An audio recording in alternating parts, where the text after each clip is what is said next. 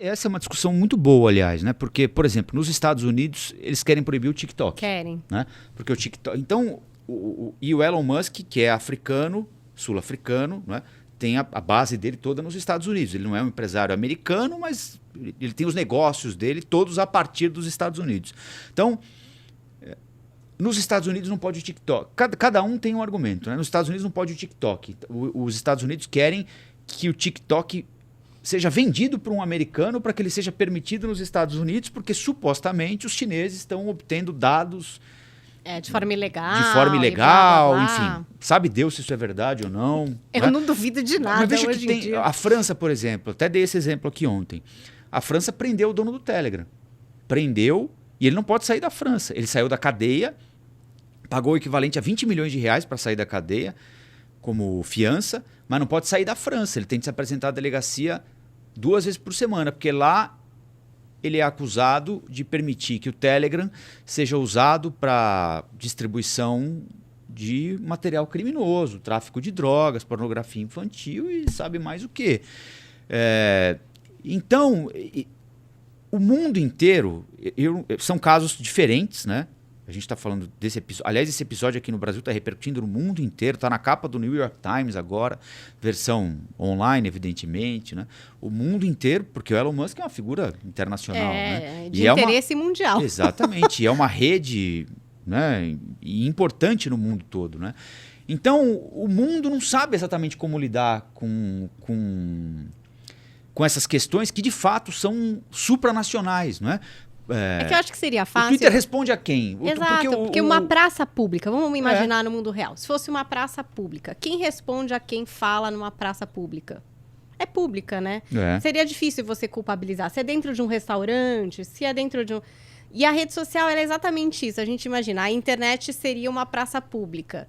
Legal, só que cada rede social é como se fosse um estabelecimento. E aí cada dono vai fazendo a sua norma meio que conforme. Tipo, ele abre o estabelecimento e deixa tudo acontecer. Aí, tipo, fala, gente, mas nesse estabelecimento as pessoas têm que estar vestidas. Puxa, então vamos ter que pôr uma norma de... Por isso que aqueles, né? Aquela letrinha pequena que a gente assina os termos, toda hora são renovados. Porque cada hora eles vão vendo que eles têm que regular para cá ou regular para lá. E os governos vão pressionando também nesse sentido. O Mark Zuckerberg foi super pressionado, teve que dar satisfação lá no Congresso nos Estados Unidos, porque são dados. Então, tudo isso é muito precioso para o mundo dos negócios, da tecnologia, para as big techs, porque elas acabam tendo muita coisa na mão, vão comprando as pequenas. E não é só uma coisa engraçadinha, né? Exato, e elas são empresas, gente, elas não são praças públicas. É só isso que eu acho que é importante da gente saber. Porque aí você pensa, não, está cerceando o meu direito de falar na internet. Não, é uma empresa, gente. Não é um lugar, assim, público que não, sabe, não faz dinheiro, não tem que prestar contas para ninguém. É alguma coisa assim, né, que cada um faz o que quer, cada um responda por si.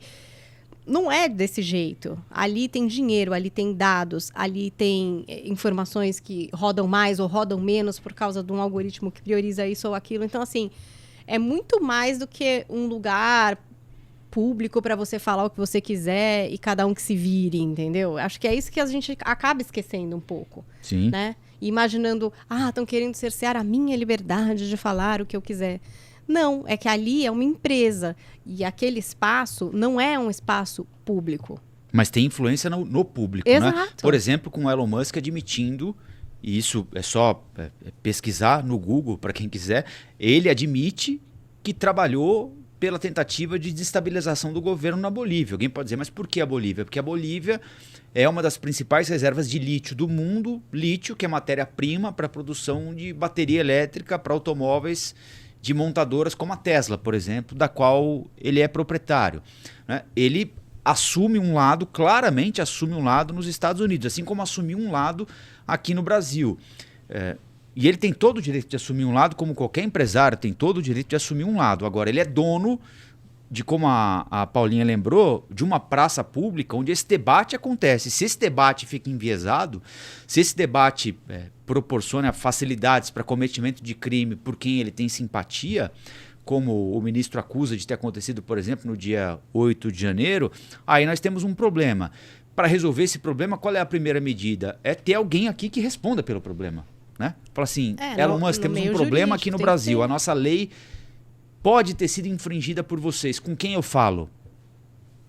Ninguém, não vai falar com ninguém. Não tem ninguém aí. Bom, aí temos um problema. De fato, temos um problema. É como se qualquer outra empresa, uma multinacional de alimentos, né, vendesse ou fosse investigada por vender bolacha estragada aqui no Brasil e não tivesse nenhum representante aqui.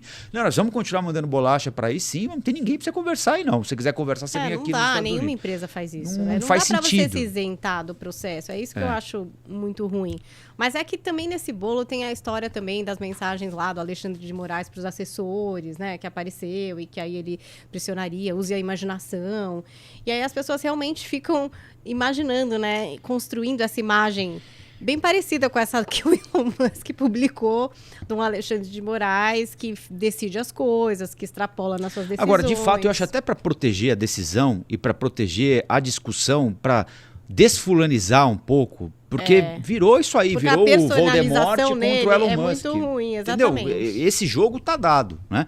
Eu acho que falta uma institucionalidade maior do Supremo STF, Tribunal Federal, por exemplo, acho. entendeu? Colegiado, para não assim, ficar né? essa Todo coisa mundo. do Alexandre de Moraes quer, o Alexandre de Moraes faz, se ele gostar tudo bem, se ele não gostar não pode.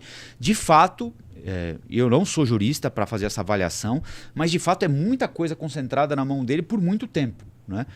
Acho que ele foi, e repito, essa é uma opinião absolutamente pessoal, acho que ele foi fundamental para a preservação da democracia no Brasil. Não fosse ele o presidente da Justiça Eleitoral, eu não sei se teria havido eleição. Não fosse ele o presidente da Justiça Eleitoral, eu não sei o que teria acontecido no domingo do segundo turno, quando, não vamos nos esquecer, não é porque agora, não sei o que, a liberdade, a Polícia Rodoviária Federal queria proibir as pessoas de irem votar, gente. Não é brincadeira. Né? A Polícia Rodoviária Federal botou viatura e botou policial na rua para impedir as pessoas de chegarem à urna nas cidades onde o Lula tinha tido vantagem em relação ao Bolsonaro no primeiro turno. A gente está falando de um negócio muito grave. Ele chama o chefe da Polícia Rodoviária Federal meio-dia na sede da Justiça Eleitoral e diz para ele, se vocês não acabarem com essa zona agora, você não vai voltar para a Polícia Rodoviária Federal, você está preso. Então vamos estender a eleição por mais 2... Não tem estender a eleição, porque o que queriam era provocar tumulto. Né? Porque aí, não, a eleição está estendida até às 7. Não, veja bem, mas por que até às 7? Em Porto Alegre, e no Acre, não sei... Aí a confusão estava feita. Não tem extensão de eleição, a eleição acaba às 5 e sumam com a Polícia Rodoviária Federal fazendo blitz ilegal ou blitz estranha nas estradas do país. Não fosse ele, eu não sei o que teria acontecido. Né? Então, isso ele tem de crédito e vai levar para onde ele for para o resto da vida. Agora, de fato, houve uma concentração de casos polêmicos nas mãos do Alexandre de Moraes. Isso é ruim para a decisão. Porque você deixa de discutir a decisão para discutir o Alexandre de Moraes e o Elon Musk. Exatamente. E aí sempre essa história, é isso. Não, porque ele exagera. Não, porque é canetada dele. Não, porque o Alexandre de Moraes mandou alguém ir, quando na verdade às vezes tem uma investigação. Às vezes não, né? Todas as vezes. Tem uma investigação por trás, que traz indícios e tal, e que daí sim é autorizado, enfim, alguma ação, alguma coisa do tipo.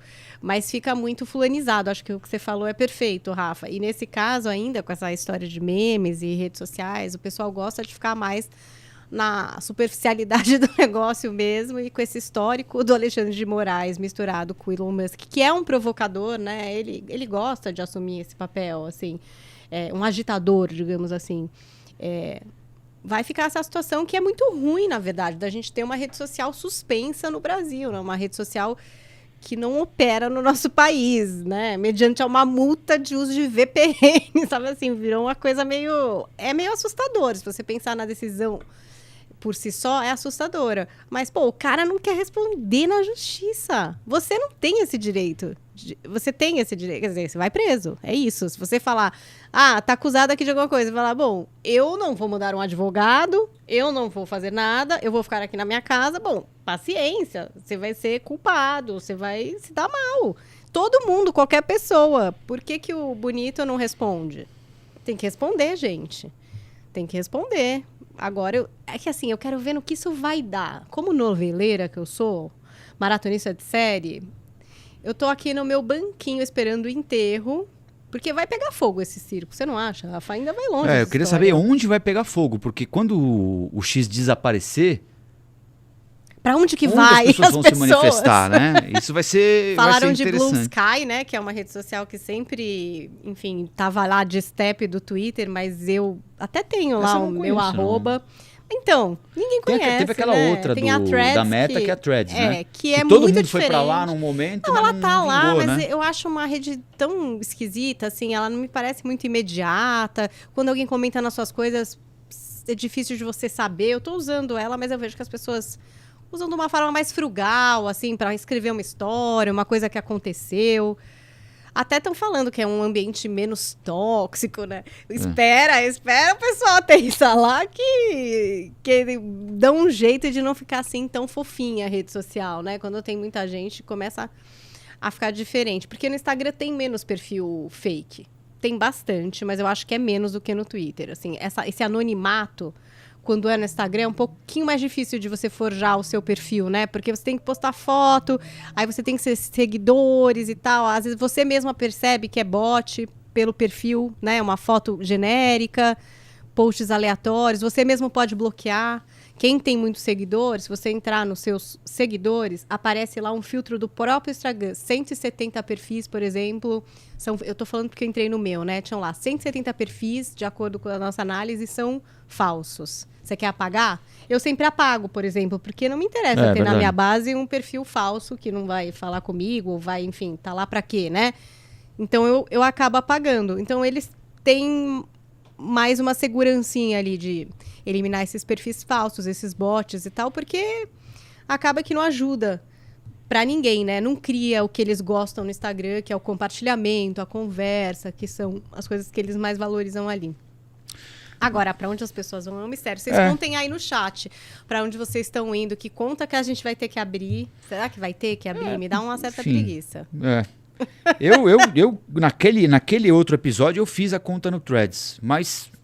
Você não usou ainda? Nunca mais entrei, né? Porque ninguém entra lá, não sei se alguém entra lá. Eu entro, então eu tenho entrado até para... Né, eu gosto de tecnologia para ver como as pessoas se comportam ali. Mas eu não acho parecido com o Twitter, assim. O Twitter é muito na cobertura ao vivo. As pessoas estão muito espontâneas ali. O que é bom e o que é ruim. E no Threads me parece mais vagaroso. Morto, né? É meio morto, exato. É meio vagaroso ali, meio... Vamos ver, né? Agora, eu acho muito ruim, tá? Ter uma rede social bloqueada por aqui. Mas muito ruim, isso. Se não tiver um advogado, se não responder, gente, como é que faz? Olá, aqui é o Rafael Colombo. Gostou do que acabou de assistir? Se inscreva no canal Cortes do Flow News para os melhores momentos. Quer acompanhar os nossos programas na íntegra? Então se inscreva no nosso canal oficial, Flow News.